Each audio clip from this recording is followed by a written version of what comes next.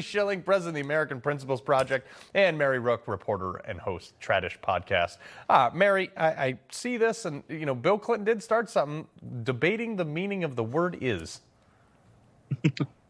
Right. It's just hilarious because if you actually look at what Google now allows, if they have this sentence at the bottom and it's like, he allowed a protest to go on despite knowing that it was going to spark a bloodbath.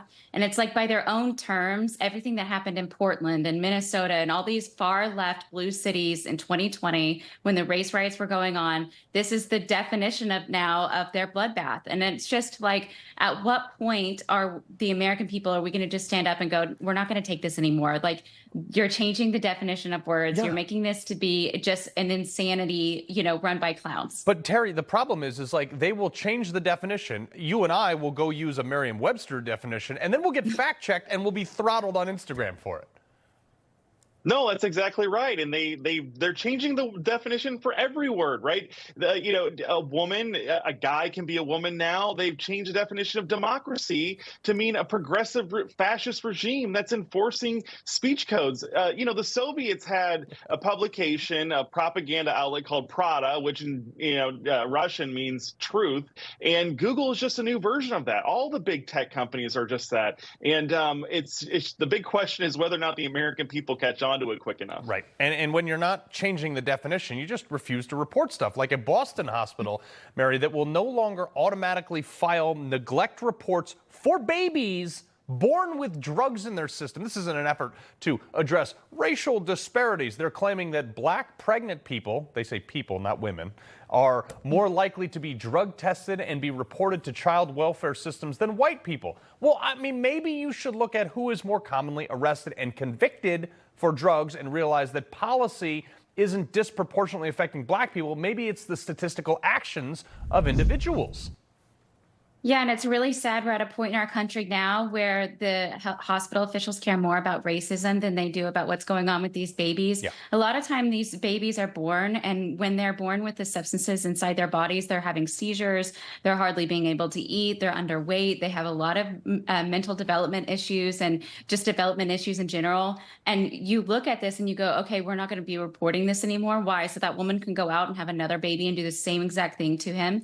It's a sad reality. I mean, I'm a mother of 4 girls, and I think to myself, there's not even a chance that I would allow one of my children to go through something like this at birth.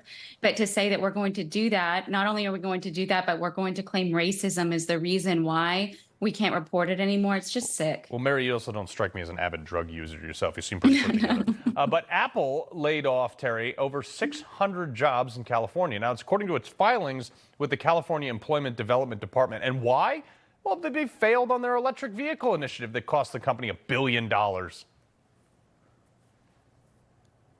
Terry, did we lose you? Yeah, sorry. It's been a total disaster. Electric cars is one of those situations where, there's more demand to make these things than to buy them. And that's what's happening. I have a Tesla. I have it for one reason. It goes 0 to 60 in 3 seconds. It's a fun car to drive, but it is terrible for long commutes. It's a good commuter car to go back and forth 20 miles to work. But after everything else, it's a disaster. And all these companies like Apple, like Ford, like Chevy, went on this electric vehicle bandwagon, and now they're learning that no one really wants them. I have one. I will not buy another one. It's a disaster, and Apple had to learn the hard way. Yeah, no, I think you're right. And a lot of people are realizing it. It's a fun car. It's fine if you need to do what you need to do, but it's not the overall car. But, Mary, in a Colorado commissioner, George Teal, he's pushing back against the state's sanctuary city policy, saying no more freeloading for the migrants, even threatening bus companies. This is kind of a turn from Colorado.